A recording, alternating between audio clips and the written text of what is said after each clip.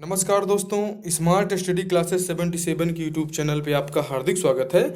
और आप smart study classes पे आ चुके हैं जहां पर आपको स्टैटिक जीके की ये क्लास 5 आज आप देख रहे हैं। ये 5वीं क्लास में दोस्तों आप ये अमेरिका महाद्वीप, उत्तरी अमेरिका देख रहे हैं, ये दक्षिणी अमेरिका, ये अफ्रीका महाद्वीप, और ये हमारा प्यारा सा भारत है एशिया के अंदर, एशिया महाद्वीप में, और इधर आप यूरोप को देख रहे हैं और ये ऑस्ट्रेलिया महाद्वीप को देख रहे हैं।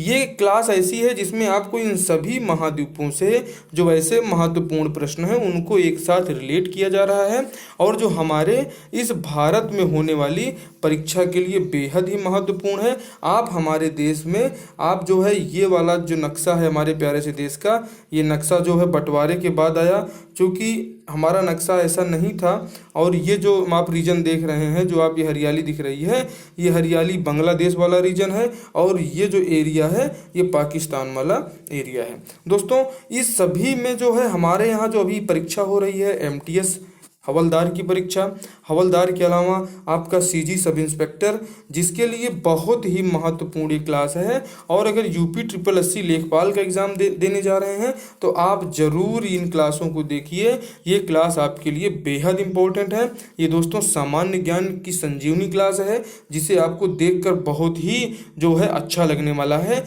ये हमारा जो है आप भारत का मैप देख रहे हैं, ये हमारे भारत का मैप है। अगर आप इसके बारे में नहीं जानते हैं तो ये जान जाइए कि दोस्तों ये अरब सागर है, जो ये रीजन है जो है ये अरब सागर वाला रीजन है, और ये बंगाल की खाड़ी है। यहीं से लगे हुए देशों में बिम्स्टेक जो है, बे ऑफ बंगाल वाला जो पूरा फार्मूला आपने पिछली क्लास में देखा था, वो यहीं से आता है। बे ऑफ बंगाल के जो नज़दीकी राष्ट्र हैं वो सभी बिम्स्टेक में सम्मिलित हैं। आप इधर देख रहे हैं ये आपका जो है अरब सागर से नीचे इधर देख रहे हैं तो यही है अफ्रीका महाद्वीप दोस्तों। और ऊपर में ये आप चाइना वाला रीजन देख रहे हैं। ठीक है दोस्तों, ये सभी रीजन आपको बाकायदे बहुत अच्छे से जो है हिस्ट्री और ज्योग्राफी वाली क्लास में किस पे इनका सत्ता था, कौन लोग यहाँ पे शासन कर रहे थे, क्या यहाँ की अर्थव्यवस्था क्या थी, सभी के बारे में अच्छे समझाया गया है। और जो है आप हिस्ट्री की क्लासेस हमारे चैनल पे देखें, बहुत ही महत्वपूर्ण है, वो आपकी परीक्षा के लिए बेहद इंपॉर्टेंट है। आइए एनसीईआरटी बेस्ड ये हमारा जो है पेपर आपकी परीक्षा के लिए बेहद ही महत्वपूर्ण है, जिसमें चोल वंश का जो है संस्थापक राजा कौन था। तो चोल वंश का जो संस्थापक थे, चोल वंश की जो जिसने स्थापना की थी, उनका नाम है विजयालय, को आपको याद रख लेना है। कन्नड़ काव्य के 3 रत्न कवि कौन माने जाते हैं, तो ये पंप, पोन तथा रन्न, ये कंकड़ काव्य के जो है महान कवि हैं। जैसे आप हमारे अवधि में तुलसीदास जी को महान देखते हैं, हमारे मलिक मोहम्मद जायसी जिन्होंने पद्मावत लिखा उनको आप महान देखते हैं, तो उसी प्रकार से कन्नड़ के लिए ये 3 रत्न हैं। ये 3 रत्न पंप, पोन और रन्न को आपको याद रखना है। दक्षिण भारत में शिक्षा के प्रसिद्ध केंद्र कौन से थे दोस्तों, तो ये नागपट्टनम और कांची, ये जो है बहुत ही महत्वपूर्ण साउथ इंडिया के शिक्षा के केंद्र थे। जैसे उत्तर भारत में आपने नालंदा और विक्रमशिला विश्वविद्यालय देखा है, तो ये उसी टाइप के महत्वपूर्ण शिक्षा के केंद्र हुआ करते थे हमारे एंशियंट इंडिया रीजन में। दोस्तों बृहदेश्वर मंदिर के बारे में पूछ लिया जाता है, ये राजराज प्रथम द्वारा बनवाया गया था। तो राजराज प्रथम द्वारा निर्मित बृहदेश्वर का मंदिर किस भगवान को समर्पित है, क्योंकि हमारे हिंदू धर्म में 33 कोटि देवताओं की संकल्पना है, तो उसी में जो है भगवान शंकर को समर्पित है ये बृहदेश्वर का मंदिर। और बृहदेश्वर का मंदिर जो है भगवान शंकर का है, तो इसको राजराज प्रथम ने बनवाया था। इसे अब आपको याद रहने वाला है, आप जरूर ये देखें, बहुत ही महत्वपूर्ण प्रश्न है। और ये 100% आपको आपके आगामी एग्जाम में देखने को मिलेंगे। रसमंजरी नामक पुस्तक किसने लिखा है दोस्तों, रसमंजरी पूछ लिया जाता है, तो ये रसमंजरी नामक पुस्तक भानुदत्त ने लिखा था, इसके लेखक भानुदत्त थे। और ये अवध राज्य का संस्थापक किसे माना जाता है, तो ये शहादत खां को माना जाता है। ये वही अवध है दोस्तों जहाँ पे राजा रामचंद्र जी का जन्म हुआ था। और आप अभी ये सीजी पुलिस का अगर आप भर्ती देख रहे हैं तो आपको जो है कोसल प्रदेश याद होगा, आपने उस क्लास में देखा होगा जो है कि उस कोसल प्रदेश का रीजन सीधे राजा दशरथ, मतलब ये छत्तीसगढ़ रीजन इनके नाना का जो है घर हुआ करता था। ये हमारा दक्षिण कोसल मतलब ये छत्तीसगढ़ वाला रीजन। तो उस अवध, ये उत्तर प्रदेश में है दोस्तों, और वर्तमान में इसकी स्थापना किसने की थी अवध राज्य की? तो अवध राज्य की स्थापना शहादत खान ने की थी। और इसी अवध राज्य में अवधी भाषा जो है चलती है, और ये अवधी भाषा का जो है सबसे महत्वपूर्ण ग्रंथ है रामचरितमानस, जिसको तुलसीदास जी ने लिखा है। पृथ्वी के वायुमंडल पर सर्वाधिक घनत्व कहाँ पर होता है दोस्तों? तो ये सर्वाधिक घनत्व जो होता है पृथ्वी के वायुमंडल में क्षोभ मंडल में होता है। इसको अंग्रेजी में ट्रोपोस्फियर कहा जाता है, इसे आपको याद रखना है। महाबलीपुरम में स्थित मंदिरों का निर्माण किन शासकों ने कराया था?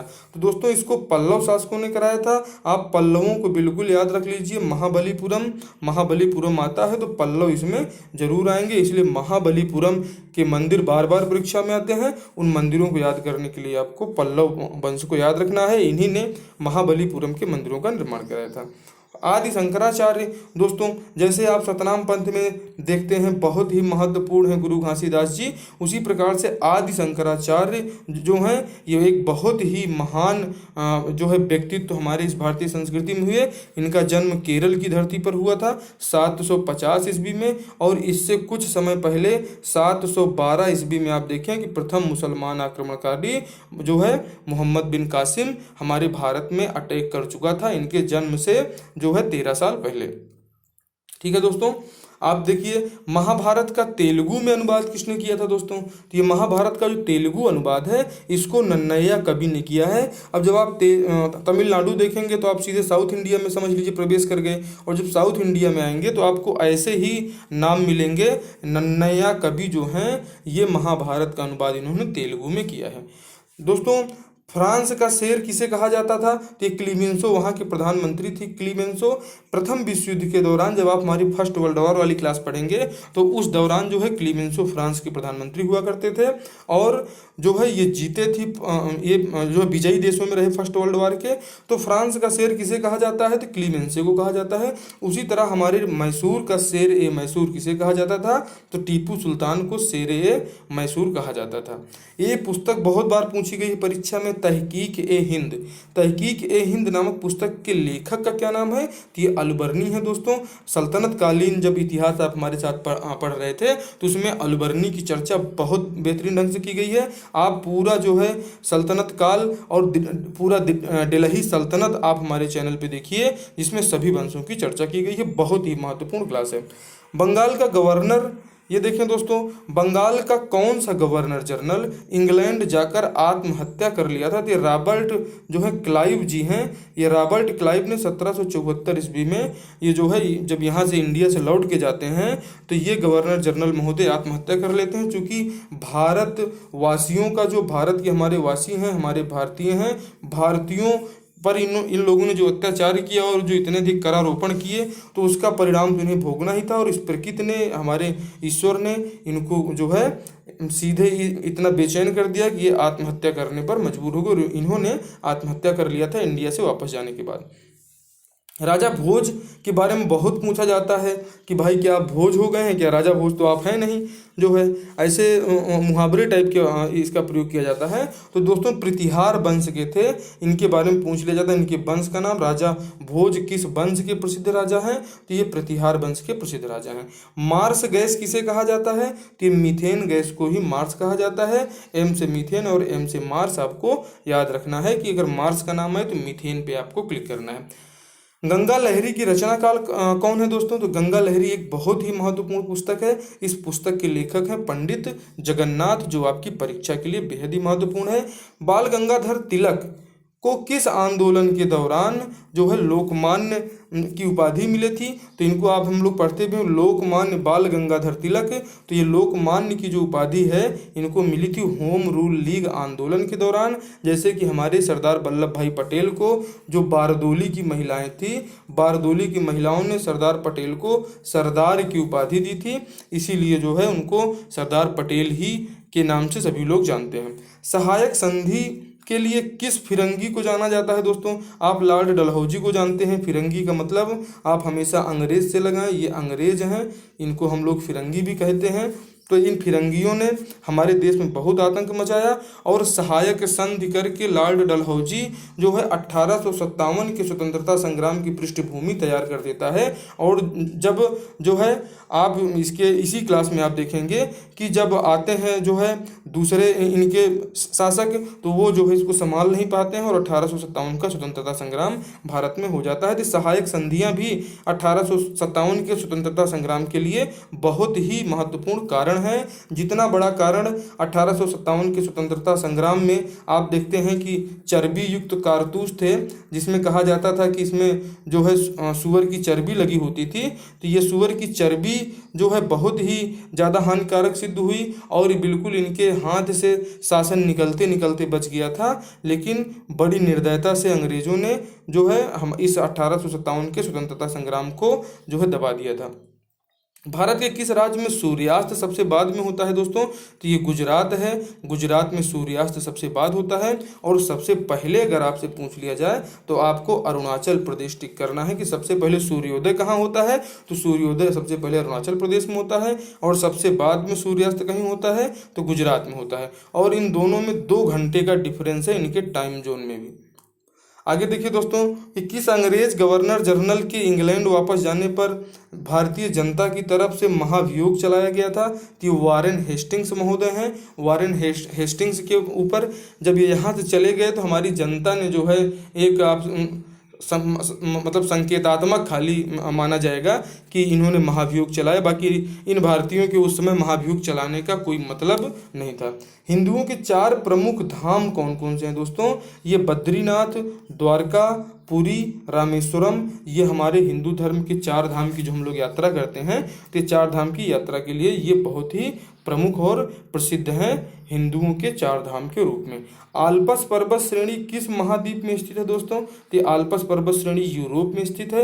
ये ऐसे ही पूछ लिया जाएगा तो इसका उत्तर अब आपको याद रखना है दोस्तों। विषुवत रेखा, कर्क रेखा और मकर रेखा, ये तीनों रेखाएं जो हैं ये तीनों जो हैं किस महाद्वीप से गुजरती हैं? तो आपसे पूछ लिया जाता है एक ही ऐसा महाद्वीप है जिससे जो है एक विषुवत रेखा भी गुजरती है, कर्क रेखा भी और मकर रेखा भी, तीनों रेखाएं गुजरती हैं अफ्रीका महाद्वीप से। ये देखिए दोस्तों ये टकला मकान या तकला मकान आप इसको देख रहे हैं। तकला मकान रेगिस्तान किस देश में स्थित है? ये तकला मकान है चाइना में, चीन में स्थित है ये रेगिस्तान। जैसे आप थार वाला रेगिस्तान हमारे राजस्थान में देखते हैं, उसी प्रकार से ये तकला मकान रेगिस्तान चाइना में है। भोपाल गैस दुर्घटना 1984 जो है किस जहरीली गैस के कारण हुई थी दोस्तों? इसमें जो मिथाइल आइसोसाइनाइड का जो है रिसाव हो गया था, जिसके कारण बहुत लोग मारे गए थे। ठीक है दोस्तों। और सबसे ज़्यादा आबादी वाला यूरोपीय शहर कौन सा है दोस्तों? तो ये जर्मनी है। ये सभी जो आबादी वाले शहर हैं ये हमारे उत्तर प्रदेश की जो है आबादी से भी कम है। भारत की आबादी तो इनके लिए बहुत दूर की बात है। आप देखिए the Asiatic society of Bengal की स्थापना किसने की थी? तो इसको सर विलियम जोन्स ने किया था। इसे आपको याद रखना है, विलियम जोन्स, इन्होंने एशियाटिक सोसाइटी ऑफ बंगाल की स्थापना किया था। उनका नाम है विलियम जोन्स। चीनी गणराज्य की स्थापना 1911 में किसके नेतृत्व में हुई थी? तो सन्यात सेन। चीन के जैसे हमारे भारत के जो है पिता जो है महात्मा गांधी बापू कहे जाते हैं, राष्ट्रपिता, वैसे चीन के राष्ट्रपिता की बात आए तो आप सन्यात सेन को याद रख लेना है। सन्यात सेन चीनी गणराज्य की स्थापना 1911 में किए। और ये इन्होंने 1911 वो काल है जब हमारे यहाँ जो है दिल्ली दरबार लगा हुआ था। और वो दिल्ली दरबार में अंग्रेज के राजा जो थे कौन आए थे? तो पूछ लिए जाते हैं, जॉर्ज पंचम को आप याद रखिएगा। ठीक है दोस्तों। 1857 के स्वतंत्रता आंदोलन के दौरान भारत का गवर्नर जनरल कौन था? कि लॉर्ड कैनिंग जी थे। और 1857 का स्वतंत्रता संग्राम की बहुत बेहतरीन क्लास स्मार्ट स्टडी क्लासेस पर आपको मौजूद है दोस्तों। आप हमारे स्मार्ट स्टडी क्लासेस की 1857 के स्वतंत्रता संग्राम को देखें, जिसमें बहुत ही नवीन और जो है एकदम करंट में खोजे हुए तथ्यों को उसमें सम्मिलित किया गया है। बहुत ही महत्वपूर्ण क्लास है 1857 का स्वतंत्रता संग्राम। अगर आप मॉडर्न इंडिया पढ़ते हैं तो 1857 का स्वतंत्रता संग्राम से ही रिलेटिव बहुत सारे प्रश्न पूछे जाते हैं, तो इसलिए आप हमारे चैनल पे ये क्लास जरूर देखिए। और निजामुद्दीन औलिया की दरगाह कहाँ स्थित है? तो ये नई दिल्ली में स्थित है, निजामुद्दीन औलिया की दरगाह। और एक बहुत ही महत्वपूर्ण जो है आत्मकथा है, ना खत्म होने वाली कहानी। ये किसकी आत्मकथा है? तो बीपी सिंह की आत्मकथा है, जो हमारे देश के प्रधानमंत्री रह चुके हैं। तो ये प्रधानमंत्री बीपी सिंह की आत्मकथा का नाम है ना खत्म होने वाली कहानी। जादूगोड़ा झारखंड राज्य में है दोस्तों। किस खनिज की खान के लिए विश्व प्रसिद्ध है दोस्तों? तो ये यूरेनियम है, जो परमाणु बम बनाने में बहुत ही महत्वपूर्ण ये खनिज है। और ये खनिज हमारे झारखंड की जो ये जादूगोड़ा है, तो ये जादू ही है दोस्तों कि जो है अगर परमाणु हमला होता है तो ये परमाणु बम जो है बहुत ही खतरनाक है, दुनिया के सबसे विध्वंसक हथियार, कि जिस जगह पर गिरा दिए जाएं तो वहां पर कुछ बचने वाला नहीं है, सब जलकर राख हो जाता है। आप देखिए मधुबनी चित्रकारी, ये बार बार परीक्षाओं में पूछी जाती है, कहाँ किस राज्य की प्रसिद्ध है? तो ये बिहार राज्य की है मधुबनी चित्रकारी, इसे आपको याद रखना है। मधुबनी चित्रकारी बिहार की बहुत प्रसिद्ध है और विश्व प्रसिद्ध है दोस्तों। गुंडेम विद्रोह पूछ लिया जाता है, ये कहाँ पर हुआ था दोस्तों? तो ये आंध्र प्रदेश में हुआ था गुंडेम विद्रोह, इसे आपको याद रखना है। और सूर्य का ताप ज्ञात करने के लिए किसके नियम का प्रयोग किया जाता है? तो ये बीन महोदय का विस्थापन का नियम है। इस नियम के माध्यम से सूर्य का ताप ज्ञात करना जो है बताया गया है। और चोल राजा जो थे, आप चोल, चेर, पांड्य, ये साउथ इंडिया वाले रीजन में देखेंगे, इन्हीं में आपसी त्रिगुट इनका संघर्ष होते रहा था। ये जो है चेर जितने राजा थे, जितने चोल थे और पांडे थे, इन्हीं का संघर्ष इस एरिया में आपको देखने को मिलेगा, साउथ इंडिया वाले रीजन में। महाराष्ट्र से ऊपर तो मराठे काबिज थे, लेकिन साउथ इंडिया वाला जो ये रीजन है, यहाँ पर आप जो है इन चीज़ों को देखेंगे। बहुत ही महत्वपूर्ण क्लास है। आप हमारे चैनल पे आधुनिक भारत का इतिहास भी देखिए, जो अच्छे से समझाया गया है। और परीक्षा के लिए रामबाण क्लास है, आपको जो है पीएससी पीसीएस मेंस के लिए बेहतरीन क्लासेस चलाई जा रही हैं दोस्तों। और वनडे एग्जाम के लिए तो हमारी आप स्टैटिक जीके और ये जो हमारी टॉप क्लासेस एनसीईआरटी बेस्ड चल रहे हैं, इसको आप जरूर देखें। हिंदी से अगर आप नेट क्वालिफाई करना चाहते हैं दोस्तों, तो हमारे चैनल पे यूनिट 1 से लेके यूनिट 10 तक की सभी क्लासेस चल रही हैं हिंदी पेपर 2 की, आप उसे जरूर देखें। और हिंदी तो सभी परीक्षाओं के लिए महत्वपूर्ण है, तो हिंदी के दोस्तों 20 से अधिक जो है प्रैक्टिस सेट चैनल पे अपलोड है, आप इनको देखिए। इसमें बेहतरीन व्याख्या किया गया है, बहुत ही महत्वपूर्ण क्लासेस हैं वो सब। देखिए दोस्तों, मुख्यतः सफेद भालू भारत के किस राज्य में पाया जाता है, किस अभ्यारण्य में है दोस्तों? तो ये दांची ग्राम जो अभ्यारण्य है, यहाँ पे सफेद रंग के भालू पाए जाते हैं। और चोल राजाओं का के किस धर्म को संरक्षण प्रदान किया था चोल राजाओं ने? तो ये शैव धर्म को संरक्षण प्रदान किया था, इसे आपको याद रखना है। और पानी का बुलबुला जल में किस लेंस की भांति व्यवहार करता है, ये पूछा जाता है। तो ये अवतल लेंस की जैसे पानी का बुलबुला पड़ता है, तो आप जब उसमें सूर्य का प्रकाश पड़ता है, देखिए कुछ डिफरेंट टाइप का आपको कलर इस बुलबुले में दिखता है बाहर से। और जैसे ही फूटता है तो सारे कलर जो है अपने आप ही गायब हो जाते हैं। तो ये गायब होने वाली जो प्रक्रिया है, ये पानी का बुलबुला, ये जो है जल में किस लेंस की भांति व्यवहार करता है? तो ये अवतल लेंस की भांति व्यवहार करता है, इसे आपको याद रखना है। जापान के लोगों का या जापानियों का मुख्य धर्म क्या है? तो ये शिंटो धर्म है। जैसे हमारे यहाँ जो है हिंदू धर्म प्रमुख है हमारे देश में, और हमारे देश में सभी धर्मों का सम्मान किया जाता है, जिसके कारण से हमारे यहाँ सिख धर्म भी पला बढ़ा, इस्लाम धर्म भी जो है लगातार बढ़ रहा है। इसके बाद यहूदी वंश जो है धर्म भी तरीके से जो है अपना विस्तार कर रहा है। तो हमारा देश सर्वधर्म संभाव वाला देश है, और इस देश में जितने भी बाहर के लोग आए, इसी भारतीय सभ्यता में धीरे धीरे विलीन होते चले गए। लेकिन जो विलीन कैसे हुए कि वो ऐसे विलीन हुए कि एक बांग्लादेश बना डाले और एक पाकिस्तान बना डाले, इन्होंने अपना अपना सेपरेट ले लिया, और अब भारत को धीरे धीरे छोटा होता चले जा रहा है। तो ये भारत को छोटा होने से हम सभी को मिलकर बचाना है, और अपने धर्म और अपनी संस्कृति को हमेशा ऊंचाइयों पर लेके जाना है। राजाजी नेशनल पार्क किस राज्य में स्थित है दोस्तों? तो ये राजाजी नेशनल पार्क उत्तराखंड में है, जो पहाड़ी राज्य है हमारा, वहां पर स्थित है। ये उत्तर प्रदेश से कटकर जो है नए राज्य की शक्ल ले पाया था। रेल के इंजन का आविष्कार किसने किया था दोस्तों? स्टीफेंस ने किया था। और ये बहुत ही महत्वपूर्ण है, स्टीफेंस को आप रेल के इंजन के आविष्कारक के रूप में याद रखें। और लिफ्ट का जो आविष्कार किया था इसको ओटिस ने किया था। दूरबीन को आप गैलीलियो से याद ही रखते हैं। विद्युत बल्ब का थॉमस अल्वा एडिसन ने किया था। और भाप इंजन को आप जेम्स वाट से परिचित हैं, जिसमें जेम्स वाट जो है, अब आप छोटी वाली क्लासेस में देखे होंगे कि एक जो है केतली में जो है उसमें बर्तन में खाना उबल रहा था, उसके ऊपर जो है ढक्कन रखा हुआ था और वो ढक्कन वो भाप से गिर जाता है, तो वहीं से इनको ऐसा लगता है कि इस भाप में कुछ ताकत है और उसी ताकत का अंदाजा करके परीक्षण करके इन्होंने जो है भाप के इंजन का आविष्कार किया था, जेम्स वाट। ये आपको हमेशा याद रहेंगे। बनिहाल दर्रा किस राज्य में स्थित है? ये जम्मू कश्मीर राज्य में स्थित है बनिहाल दर्रा दोस्तों। गांधी इरविन समझौता कब हुआ था? तो 5 मार्च 1931 को गांधी जी और इरविन के मध्य समझौता हुआ था। ये समझौते के जस्ट आप देखिए दोस्तों कि 18 क्या 17 दिन बाद जो है 23 मार्च को ही 1931 में आज़ाद जो है हमारे भगत सिंह को और राजगुरु को और सुखदेव को फांसी दे दी जाती है। तो हमें तो ऐसा लगता है कि जो गांधी जी की मौन स्वीकृति थी, वो मौन स्वीकृति गांधी इरविन के बीच में इन लोगों ने इसका विरोध नहीं किया और हमारे तीनों जो है महान स्वतंत्रता आंदोलनकारियों को, जिनको खेलने खाने की उम्र थी और उनको फांसी पर चढ़ा दिया जाता है भगत सिंह को। भगत सिंह जो है हमारे देश के युवाओं के लिए आन बान शान है। और ये जो गांधी इरविन समझौता होता है दोस्तों, क्या 17 दिन पहले होने वाला समझौता, इस समझौते में जब 17 दिन पहले आप समझौता कर रहे हैं तो गांधी जी क्या समझौता किए थे?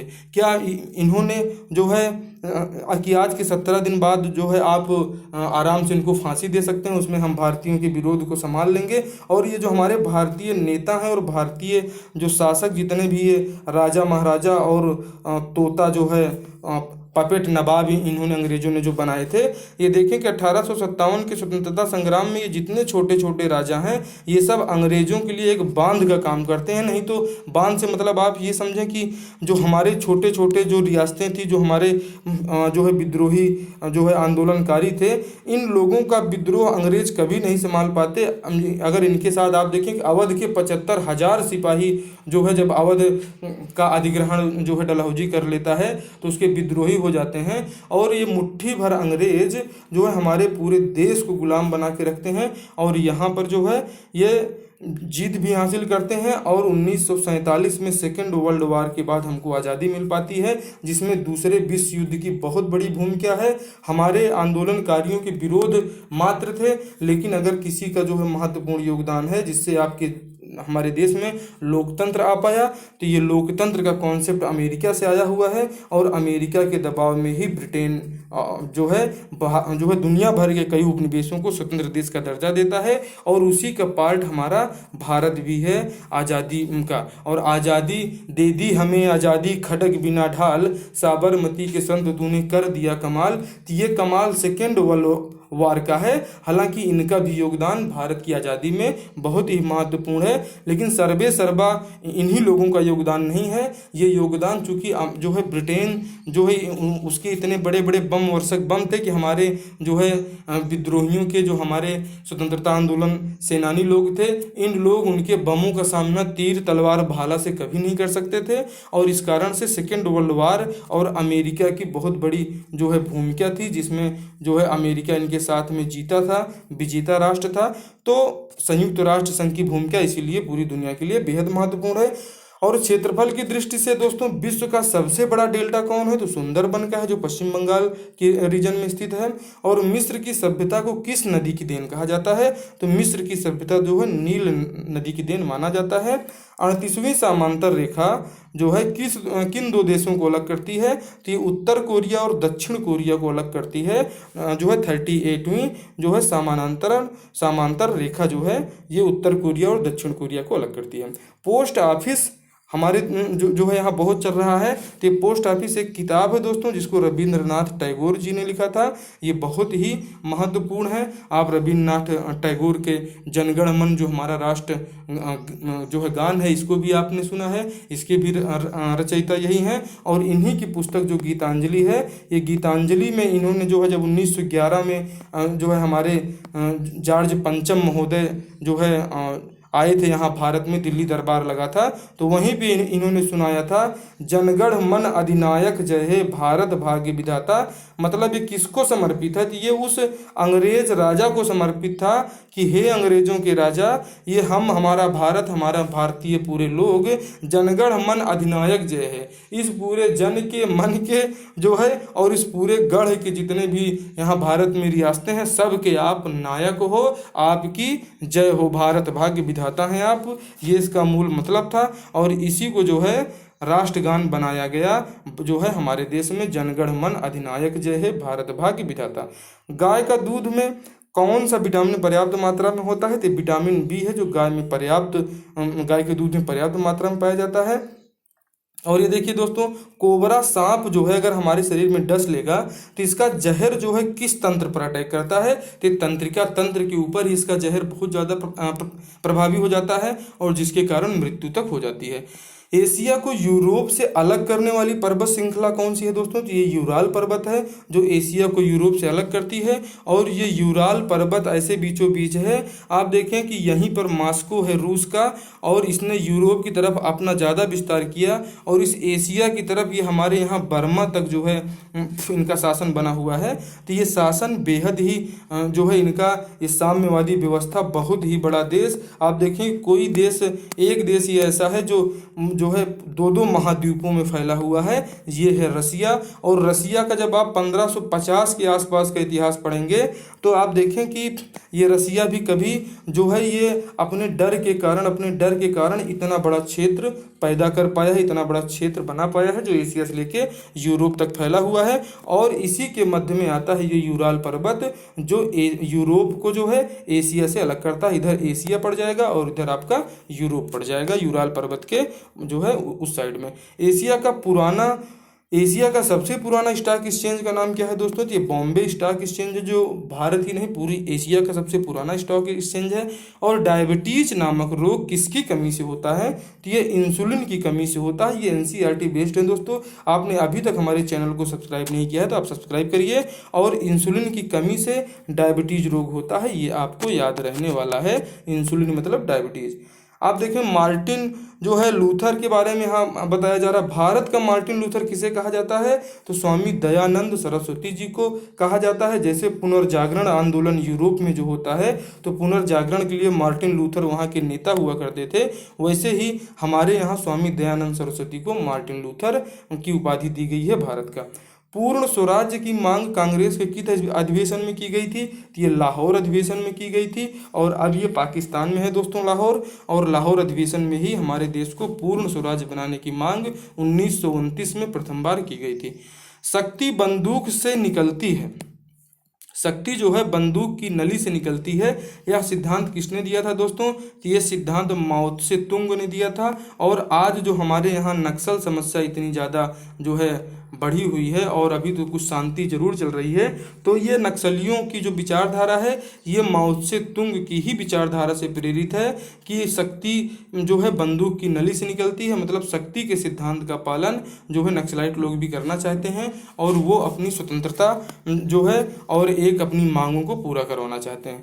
शुद्धि आंदोलन किसके द्वारा चलाया गया था दोस्तों? तो शुद्धि आंदोलन जो चलाया गया था स्वामी दयानंद सरस्वती के द्वारा चलाया गया था। और ये आर्य समाज भी इसमें ले लिया जाता है, आर्य समाज से ही रिलेटिव थे स्वामी दयानंद जी। तो शुद्धि आंदोलन का संबंध स्वामी दयानंद सरस्वती जी से है, जो आर्य समाज भी इसमें आंसर में लिया जाता है। ये क्लास हमारी आपको कैसी लगी दोस्तों? आपने चैनल को सब्सक्राइब नहीं किया, सब्सक्राइब कीजिए, हमारा उत्साह बढ़ाइए। और ये क्लास अगर आप देख रहे हैं तो यहाँ आपने हमारी इन पुरानी 5 क्लासों को देख लिया जो स्टैटिक जीके की रामबाण क्लास हैं, और ये एक संजीवनी का काम करेंगी आपके लिए आपकी परीक्षा में। ये ऑल टाइम फेवरेट क्लास है दोस्तों।